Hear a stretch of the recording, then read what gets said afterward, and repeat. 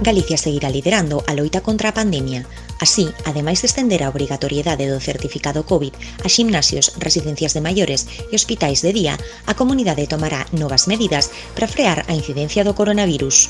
A próxima semana poñemos a disposición de forma gratuita un test nas farmacias a todas as nais e a todos os pais con nenos ou nenas de 5 a 11 anos. No caso de que ese test resulte positivo, faremos unha PCR de contraste.